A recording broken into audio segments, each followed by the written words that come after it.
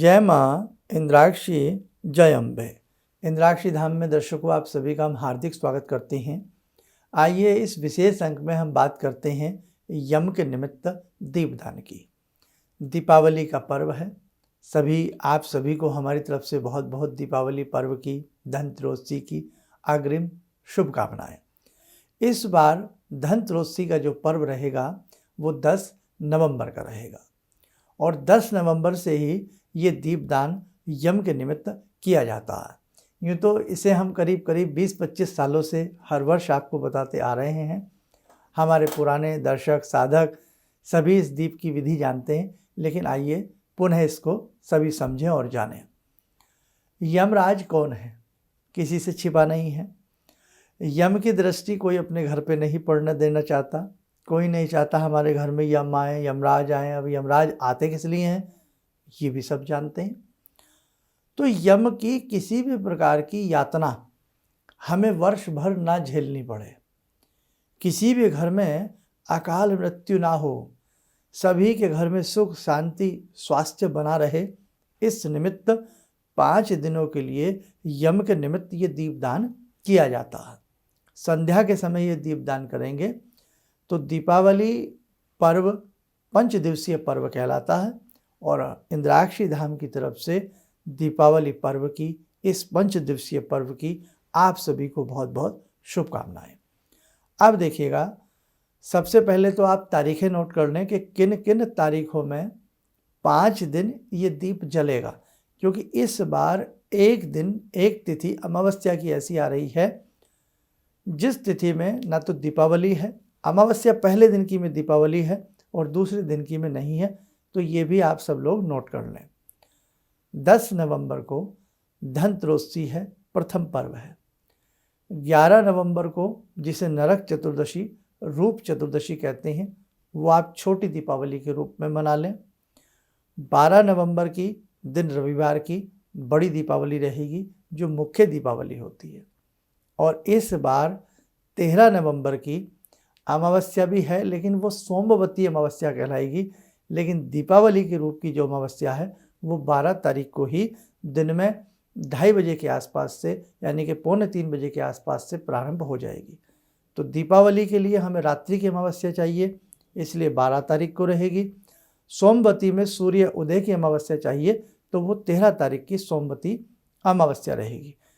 उस दिन भाई कोई मनाना चाहे तो मना सकते हैं, लेकिन जो अगले दिन का, जो दीपावली से अगले दिन पर्व होता है, अन्नकूट का होता है, तो इस बार अन्नकूट का जो पर्व है वो मनाया जाएगा 14 नवंबर को।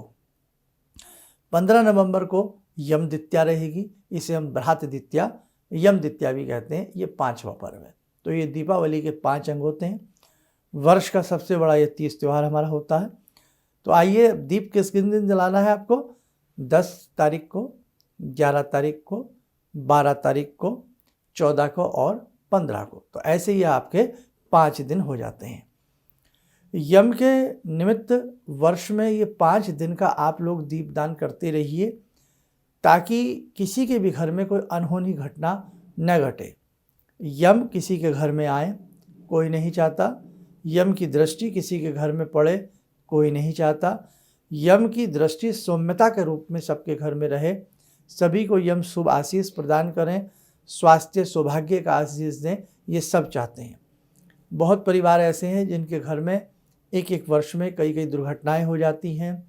कई बार मृत्यु का सिलसिला लंबे समय तक चलता रहता है, जवान अकाल मृत्यु होती रहती हैं। तो ईश्वर न करे कि किसी के घर में इस प्रकार की अनहोनी घटनाएं घटें। इसलिए भी हमें यम के निमित्त साल में 5 दिन हमें दीप जलाना होता है। ये कोई बहुत बड़ी बात नहीं है। इसलिए मेरे साथियों, ये दीपदान आप लोग हर वर्ष 5 दिन के लिए कर लिया करें। आइए अब हम आपको इस दीपदान की विधि बताते हैं। विधि में आपको क्या करना है कि आपको दीप कैसा बनाना है। सबसे पहली बात तो आटे का दीप ले लें या मिट्टी का दीप ले लें और थोड़ा अन्न ले लें, जैसे गेहूँ ले लें, चावल ले लें, रुई की 2 लंबी लंबी बत्तियाँ बट करके बना लें। बत्ती को दीपक में क्रॉस करके डाल दें। ऐसा बिल्कुल फीलिंग ना करें कि दीप धातु का लें, दीप कैसा लें, दीप कैसे रखें, इन वहमों में मत पड़ें। सबसे भावना आपकी शुभ और शुद्ध भावना होनी चाहिए। यम को आपका ये दीप बहुत सुंदर लगेगा। ठीक है, शाम का समय हो और जलता कहाँ है ये दीप? घर के मुख्य दरवाजे के बाहर, अंदर की तरफ नहीं जलाते। अगर पूरा घर आपका है तो आपके घर का जो मेन गेट है, मेन डोर है, दरवाज़ा है, उसके बाहर जलाएंगे। और यदि आप किसी फ्लोर में या फ्लैट में रहते हैं तो आपके उस फ्लोर या फ्लैट का जो मेन गेट है आपके वाले का, क्योंकि वहाँ तो बहुत सारे ऊपर नीचे लोग रहते हैं, साइड में भी रहते हैं कई बार, तो आप अपने गेट के बाहर उसको जलाएं। कई बार समस्या आ जाती है कि लोग सोचते हैं पता नहीं आप कोई टोटका कर रहे हैं, आप क्या कर रहे हैं, तो उस स्थिति में उस बिल्डिंग के मेन गेट के बाहर भी आप उस दिए को जला सकते हैं। बाकी अपनी व्यवस्था और सुविधा आप देख लें, लेकिन भैया गेट के अंदर इस दीप को नहीं जलाया जाता। ठीक है, अब आप शाम का समय होगा 10 नवंबर सन 2023, ध्यान रखना जहां आपने दीप जलाना है, वैसे तो दक्षिण दिशा की तरफ जलता है, लेकिन आप अपनी सुविधा देख लें, हल्का सा जल का छींटा मार करके हल्का सा पोंछा सा लगा लें, साफ कर लें, हाथ धो लें। एक थाली में थोड़ा सा फूल, थोड़ा अन्न, मिट्टी का दीप, उसमें सरसों का तेल भरना है, मस्टर्ड ऑयल। ठीक है, ये भर करके 2 बत्तियां क्रॉस करके डाल दीजिएगा तो 4 बत्तियां जल जाती हैं। धर्म, अर्थ, काम, मोक्ष रूप ये बत्तियां जलती हैं। थोड़ा अन्न रखिए नीचे, गेहूं या चावल, उसके ऊपर दीप रखिए। एक एक बत्ती को यम का ध्यान करते हुए जला दीजिए। धर्म, अर्थ, काम, मोक्ष रूपी ये आपने चहुं दिशा के लिए ये दीप जलाया है। अब आपको एक प्रार्थना करनी है, 2 लाइन की वो बात है, उसे आप लोग सुनिए, आपको बोलना क्या है जी। ये बोलना है जो हम बोल रहे हैं, सूर्य पुत्र यमराज मृत्यु पाशधारी काल, यानी कि हे सूर्य पुत्र यमराज मृत्यु पाशधारी काल, और अपनी पत्नी सहित त्रयोदशी में इस दीपदान से प्रसन्न हो। दोबारा सुन लें, सूर्य पुत्र यमराज मृत्यु पाशधारी काल और अपनी पत्नी सहित त्रयोदशी में दिए इस दीपदान से प्रसन्न हो। यानी कि जो मैंने है यम महाराज आपको दीप प्रस्तुत किया है, इससे आप प्रसन्न होवें और आपकी सौम्य दृष्टि मेरे परिवार पर, मेरे घर पर सदा बनी रहे। आपकी कृपा से मेरे घर में किसी भी प्रकार की अनहोनी ना हो, कोई अकाल मृत्यु ना हो, सभी का स्वास्थ्य संवर्धन अच्छे से बना रहे। ठीक है, अगले दिन जब दिया जलाओगे तो नया दीप लोगे, नई बत्तियां लोगे। मैंने 5 डेट आपको बता दी हैं, तो 5 दिन के लिए ये दीपदान किया जाता है। वो लोग जरूर करें जिन घरों में हारी बीमारी ज़्यादा रहती है, स्वास्थ्य खराब रहता है, तनाव रहती है या एक्सीडेंट्स ज़्यादा होते हैं। और इसके अलावा वैसे ये सबको दीपदान करने का अधिकार है, कोई भी इस दीपदान को करके यम को प्रसन्न कर सकता है। सूर्य के पुत्र हैं यम।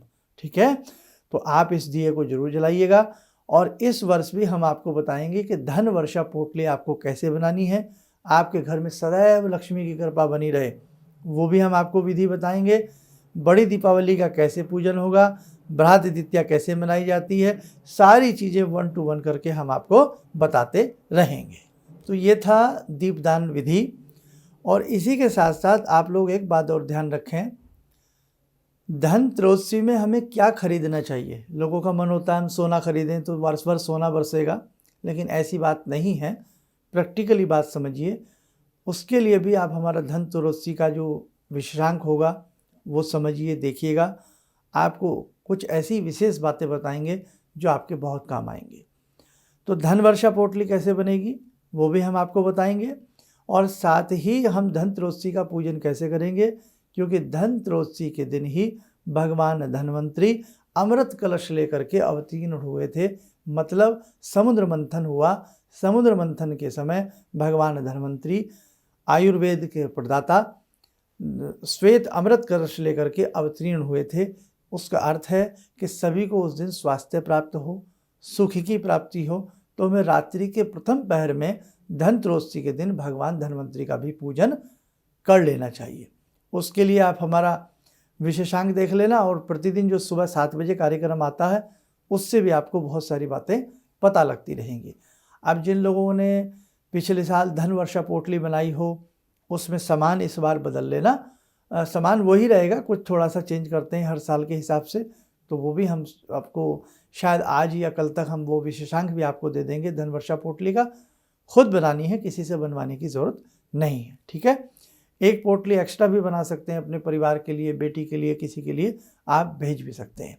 और बाकी जितने भी हमारे इस प्रकार के कार्यक्रम होते हैं उन्हें आप ज़्यादा से ज़्यादा अपने लोगों तक शेयर कीजिएगा, पहुंचाइएगा, ताकि वो लोग भी दीपदान का महत्व समझ सकें और यम के निमित्त 10 नवंबर से एक विशेष दीप 5 दिन के लिए वो लोग भी जला सकें। आप स्वस्थ रहें, सुखी रहें, इन्हीं शुभकामनाओं के साथ हम अपनी वाणी को विराम देते हैं। जय जय अम्बे। भगवान से जुड़ो और भगवान से जुड़ने का जरिया आपने बताया, बहुत अच्छा लगा, बहुत धन्यवाद। और सनातन धर्म को जिंदा रखने के लिए आप जो प्रयास कर रहे हैं वो बहुत सराहनीय है। हम लोग को मौका मिला है, हम लोग भाग्यशाली हैं जो आपके करीब आने का हम लोग को मौका मिला। किसी भी समस्या के समाधान के लिए मिले प्रसिद्ध हस्तरेखा एवं वास्तु विशेषज्ञ प्रोफेसर धर्मेंद्र शर्मा जी से। नोट: शिविर में भाग लेने हेतु एवं व्यक्तिगत रूप से मिलने के लिए कॉल करने का समय सुबह 10 बजे से शाम 6 बजे तक। हमारे विभिन्न ज्ञानवर्धक कार्यक्रम देखने के लिए आप हमें अभी सब्सक्राइब करें, बेल आइकन को प्रेस करें ताकि आप देख सकें हमारा कार्यक्रम सबसे पहले। और अधिक जानकारी के लिए फेसबुक पेज को लाइक करना न भूलें।